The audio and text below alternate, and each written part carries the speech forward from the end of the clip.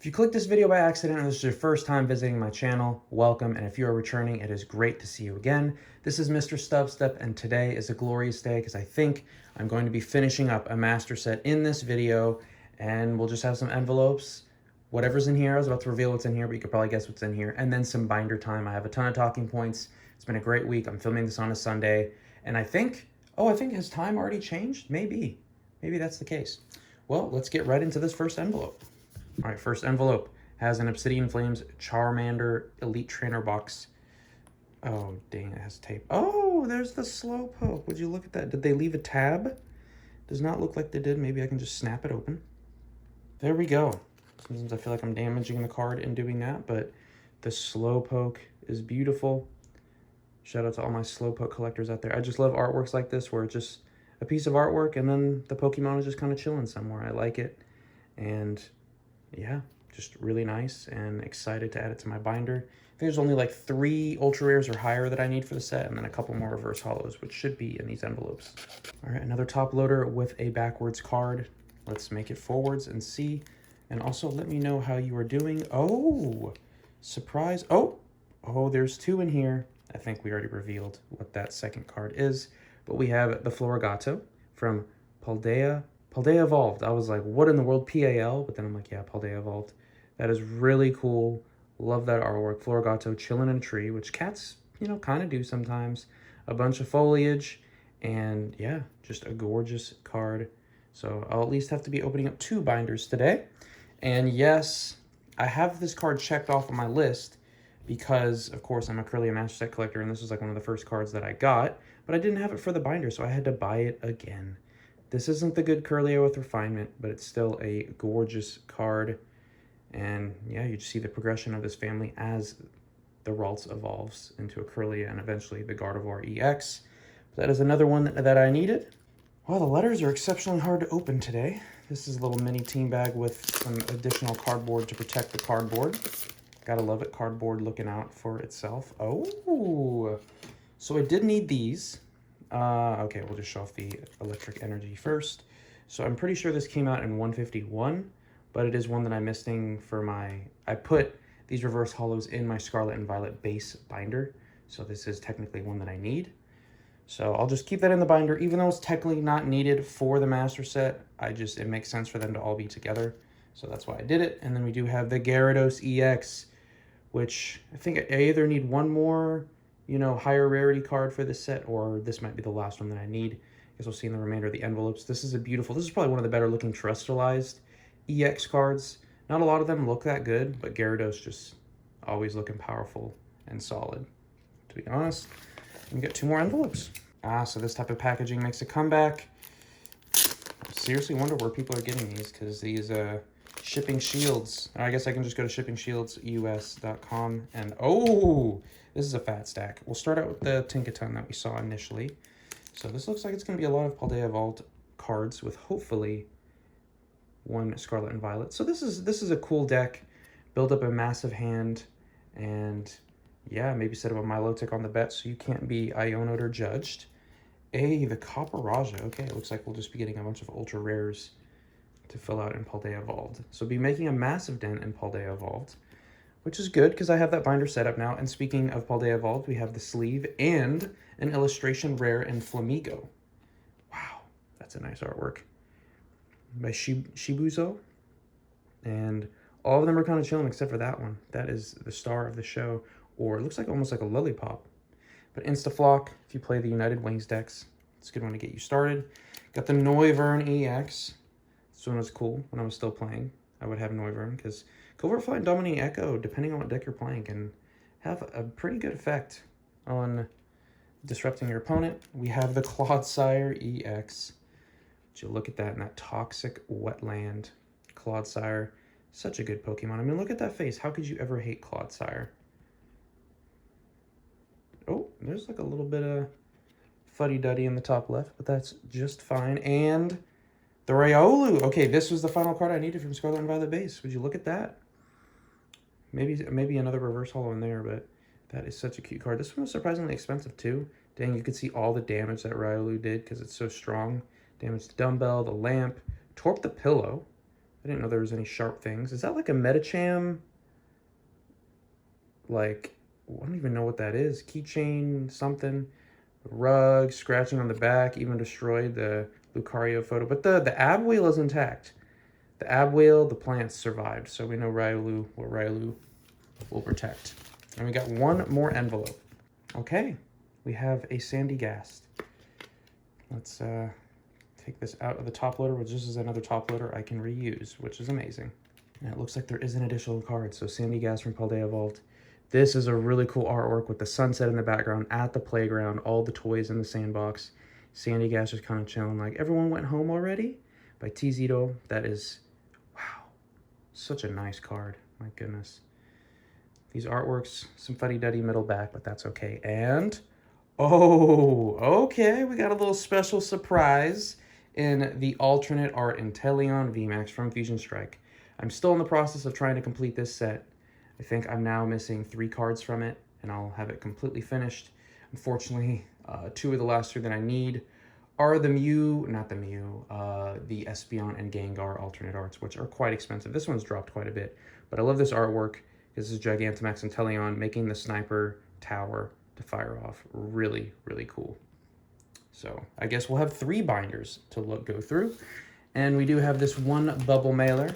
I bet you can guess what type of package it is, but can you guess what kind of card is on the inside? Let's find out. All right, let's see if you were able to guess what kind of card this is. Oh, they put the sleeve on upside down. Very interesting.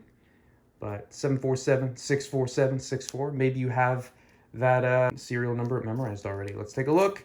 Hey, it's the Radiant Charjabug from Crown Zenith. If you haven't been watching my channel for a while, you know that I'm trying to collect all of the Radiant cards in PSA 10. They're very easy pull rate wise. They're not hard to grade, but I just want them all in PSA 10. So this is a nice card, and I'm only missing 2 more PSA 10 cards from the Radiant set. So got, of course, it's Radiant, so it's shiny, and that Charjabug definitely stands out from the rest. Nice card. I'll show what I paid down below, as well as population reports and all the other applicable things. But yeah, so not a ton of cards, but all really nice looking cards, and I'll have 3 binders to go through. So let's get right into binder time. All right, so you know how we do. We're getting right into binder time. We were going to start chronologically, so of course we're going to have to knock out the alternate art Inteleon VMAX. Actually, my entire Fusion Strike Master Set is in that baby blue binder, but because it goes over 480 cards, I put the rest in my Sword and Shield base binder. So I have a mix. It's kind of annoying. Maybe I'll upgrade to a fatter one in the future so I can fit all the Fusion Strike cards in there, but yeah. So kind of awkward, but please let me know how you guys are doing. I am, you know what, doing just fine on a Sunday. Had a little recovery day yesterday, and now Sunday can just knock out all the chores and shouldn't have to actually go anywhere to get any errands done or anything, since we did all of that yesterday. So first off, okay, this is all still Sword and Shield base. And then I did 1 spacer, and then the Fusion Strike should be right here, which is very nice. Shoot. Actually, yeah, I guess this about lines up. We have 266. Which goes right here in between the rainbows. That's so weird. I don't know how I feel about that. Okay, you know, I'm gonna chill on this page for a little bit while I go over the first couple talking points. So the Crunchyroll Best Anime of the Year award from last year. The results are in. They had a bunch of different categories and everything, kind of like all other award things do. And the #1 anime was Jujutsu Kaisen Season 2. I'm honestly not surprised. If I had to put money down, that is exactly the show that I thought that would win. There was a lot of other good ones in the running, like Vinland Saga, Attack on Titan, Bocchi the Rock, maybe even Frieren was in there too. There was a lot of good ones in there, but Jujutsu Kaisen just has so much hype and all that other stuff behind it. So I think it was very deserving, but I could see the other anime on the list winning any other year as well. We did have another salsa dancing lesson, so we do about 1 a month, and this time we're up to like 5 or 6 moves that we can do together. We both now know spins as well. So we just need to practice and like getting all the combos together and everything, and then me kind of giving the signals to make the dancing moves. I might have a little clip here, maybe not. Mystery's gonna have to agree to be doing that, because some of the stuff just looks way better with a partner, because me doing it by myself is a little silly. But they're still really fun, and we might start doing a little bachata next time, because we have a good core for salsa already. So we're gonna start layering more and more stuff in there, which is really cool. Let me know if you know any good partner dancing. All right, let's go to the next binder. All right, if my calculations are correct, I should be finishing Scarlet and Violet base today. If I do not, that's super sad and awkward because then I'm gonna have to rethink the title of this video. But we have a good chunk of cards to put in here. Beautiful cards at that. We got 5 cards, so let's get right into it. So I had those earphones that I'd be using at the gym, and they just were not cutting it for me. In order for one of them to charge, because these were like pretty cheap. I think they were like 15, 20 bucks off of Amazon. They're over-the-ear headphones, which I need because my ear canals are slightly off. But the little prongs, they like stick out, and then the little part that would make the connection in order to charge it, is just exposed to my sweat all the time, especially on the days that I run. And yeah, let's just say they just don't work very well. I had to use aluminum foil on the little connection pieces to get it to charge. And after a while, I'm like, all right, I'm tired of this. And we were at Costco, Mystery saw some really nice headphones, the Power Beats Pros. So they're a little bit more expensive, but they're over the ear, because last time I got really expensive workout headphones, they had a little string on them, and I knocked them down out of my, they fell out of my ears, and then I stepped on them and broke them, and I was like, never again will I get expensive workout headphones. But these, they're over the ear, and they have no connecting wire, and the little charging case is a little on the big side, but you'll have seen some photos or whatever. The color's interesting, but I guess they were cheaper than they usually are at Costco. Still really expensive for headphones. But you know what? I think I deserve some nice headphones to wear at the gym. They have good bass, and do I think they're a little overpriced? Yes. But if she was open to me getting them, so I was like, shoot, might as well take this opportunity to get some new headphones. You know what I'm saying? There's Curlia, its final resting spot next to Ralts and next to Fido. This is so nice. This set is just coming together. Wow. We're so close there. So, new headphones. El Pollo Loco was our lunch of choice at work this week. I guess we didn't really choose it. There's like a few that get rotated through when we don't have like any special occasions.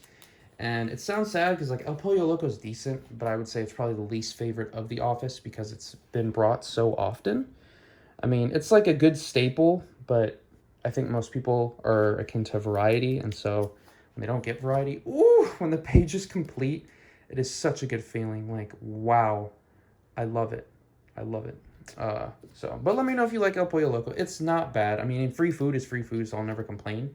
But, oh, man, okay. I am ready to do the master set of this set because this final lightning will go right here. So look forward to the master set video of Scarlet and Violet base. That'll be exciting. That'll be my second set of 2023 completed since I finished Crown Zenith, and then now will be this one. So I should only have Paldea Evolved, 151, Obsidian Flames, and Paradox Rift to finish for this year. So hopefully I can get through those.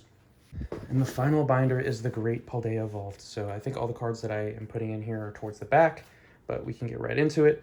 So because Mystery, she's very, into our civic duties and all that stuff, she did encourage me to go vote, so we went and voted. I guess it was March 5th was the last day for voting, so I guess it was like the primaries, and then you could vote for senator, and then like local like judges and all that stuff. Every single time that I've gone voting, like say there's 18 things that you have to vote on, like 16 of them, I'm like, I have no idea who any of these people are, and you just like go based off of names or like the little blurb or like what they do. So yeah, should I do more research if I'm voting? Sure, but I really only research the potential senators and all that stuff. I'm not super political personally because it's just, that's not what this channel is about. I don't ever attempt to talk about that, but I just wanted to say that I did it, and if you do it out there, it's awesome, and if you don't, I understand. I don't vote very often, so yeah.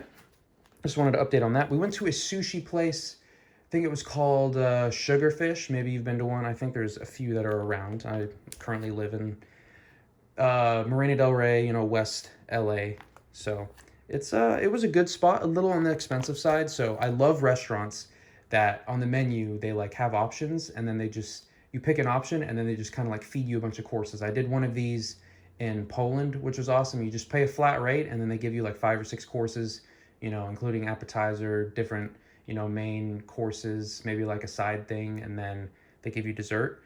And so we did this for sushi, and it was really good. There was a previous place that we went to before that only did hand rolls, and I've never had hand rolls until coming here. And I love hand rolls. Like I think I might even like them regular than regular sushi. And they're just like the ones where they have everything, and then they just wrap it up in the seaweed wrap, and then you just like hold it and dip it with your hand. It's I don't know. It's just delicious. I don't know how to describe it. It's just really good. It was really good. We probably overate slightly because the option that we chose is like just trust us. So we picked the don't trust us. It was like $50 or something, and then they just bring you courses of sushi. And so I don't like sashimi that much. Like I like regular sushi and hand rolls, but I'm not a huge fan of sashimi. But I think half of the courses that were brought to us was sashimi, and I started eating it, and I'm like, you know what? This is not that bad. There was just something about it, like the way that it looked and the texture always kind of threw me off. But, you know, I would like to think that my taste buds, as, you know, I continue on in this life, you know, continue to branch out and just gain appreciation of more and more foods. And overall, I really enjoyed it. I don't do anything crazy with like the ginger or the wasabi. I just use a little bit of soy sauce, if that. I usually have some of it plain as well. Also had a crumble cookie Oreo, or the Oreo crumble cookie, which was quite delicious. The icing was a little much. Cookie itself is amazing, and anytime you get a little baby Oreo on top that isn't stale, that's the thing. A lot of people will throw Oreos into stuff and be like, oh, there's an Oreo, you get a free Oreo, but then it's stale and it just ruins everything. So I'm glad it wasn't stale, even though it was just a little baby Oreo. There goes the Flamigo. Have a lot of space in these pages. I know Paldea Evolved is a massive set, so this will be a fun little time. I have another fit to judge. It's this might be the last one that I do for a while, unless I just put on a fit that I'm like, wow, that's different. But this one is special. It looks plain, but this one's special because of the shoes that I'm wearing. And you'll see the shoes and be like, oh, what's so special? Those are just Nike Blazers. But I'm not going to say it, but I'll show a picture and you guys will recognize. And I got these shoes back in high school when this nickname first came about. Maybe one day, once I get big enough, I'll do like a little Q&A or whatever. Do like a little Q&A and talk more about like my history and everything. But if you ask questions in the comments, I'll answer them. Like I'm not trying to hide anything. But yeah, those shoes hold a special place because they are, how old would those shoes be now? 11 years old maybe? Maybe 12 years old because they're custom Nike Blazers. Like they're Nike ID. I don't even know what the custom Nikes are anymore. They're like 11, 12-year-old shoes. So they're actually a little big on me. So when I wear them, they kind of squeak when I walk around. So that's probably why I don't wear them as often. Because like, when I walk around, which I hate that, like walking around the office or something. Or in school or like in class. And the lecturer is quiet. And you're just like, Yeah, not a huge fan of that. So that's probably why I don't wear them as often. Nike Blazers were actually one of my favorite shoes for a while. I'll always be a Vans guy. But I did have a thing for Nike Blazers for a bit. And if you go deep, like really back into my original channel videos, I have my like shoe collections and shoes that I did because that's how this channel started. So, because I was a sneakerhead in high school, but I still have an appreciation for sneakers.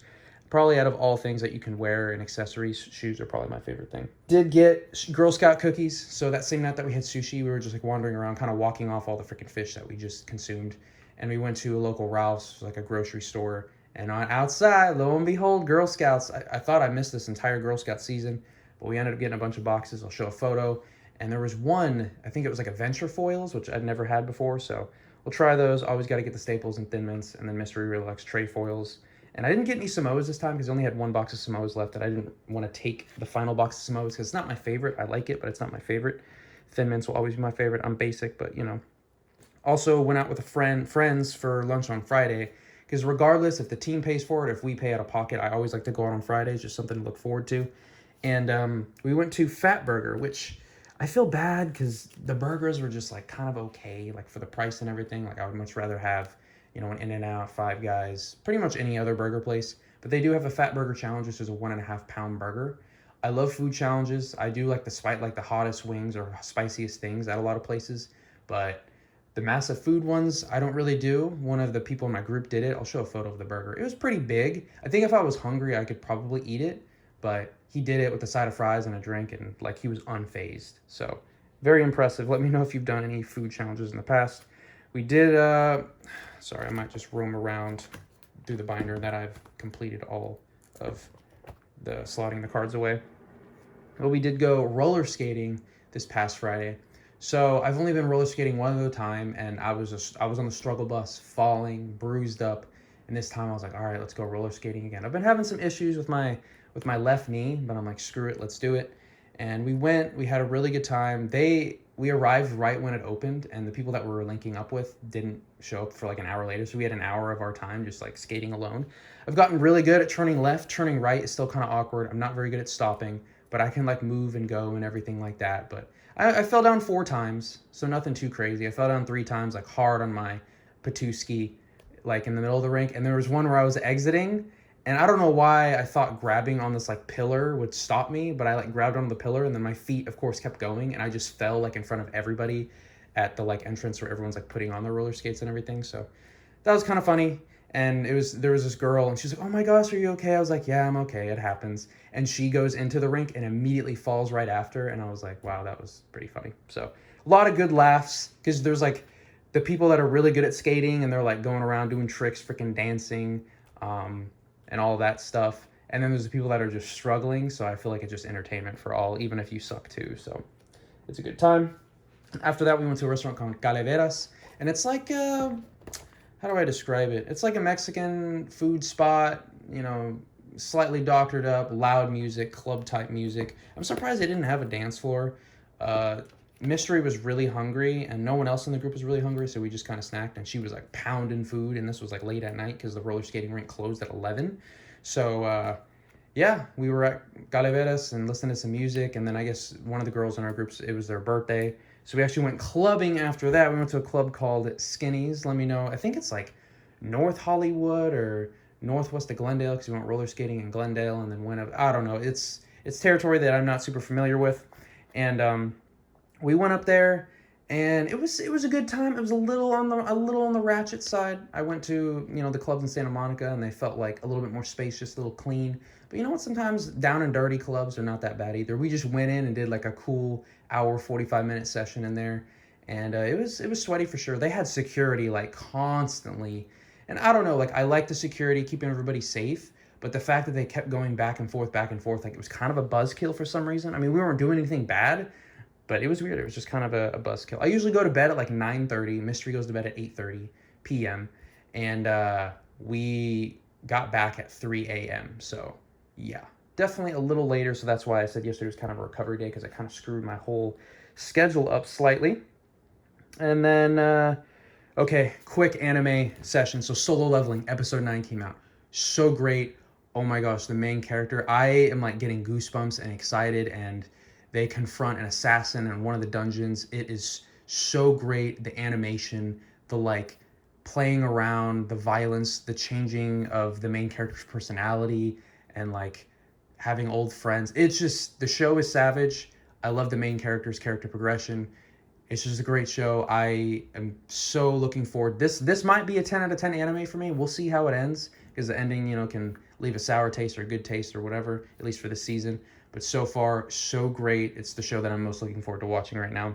And then Frieden, we did, I'm like, I think episode 13 or 14 now. So we watched Stark and Fern fight against the demons, which was really cool. I love how casual and like wholesome the show is. And then the fight scenes happen. You're like, wait a second, why is this animation like on point? It's like the rare occasions when One Piece is like super animated, like really well and all that stuff. And yeah, really great to see their character progressions, them getting stronger, just flexing on these, very arrogant demons and all that stuff. I saw Frieden versus Aura, and yeah, that was a great fight as well. I love the flashbacks. This is where I think Frieden does flashbacks very tastefully, because other shows do it, and you're just like, oh, come on, and it kills the vibe. But the way Frieden does the flashbacks, obviously there is the assumption that a lot happened before this story, and the way that they do it, just like slowly piecemealing here and there, I think it doesn't like disrupt the pacing and everything like that. Like it adds to the story a little bit and then continues, and then you hit another moment, Frieden has a flashback, and then she realizes how much like those 10 years did really mean to her, even though when they just finished, she's like, oh, that was nothing to me. But now she's like starting to have the appreciation. And then they also added their most new team member, which I guess will serve as kind of like the healer priest type. I'm not sure how the team dynamic works, but it looks like their team is complete now, but we'll see. I'm only, I think, halfway done. I think the show is planned to end by, or at least this session ends March 22nd, so I think there's going to be 28 episodes. I might be incorrect, but my goal is to catch up before March 22nd so I can, like, watch the last episode. But, yeah, and then watch one more episode of Avatar: The Last Airbender. It was the one where they went to Kyoshi Island, and oh my gosh, the Kyoshi Warriors looked really good.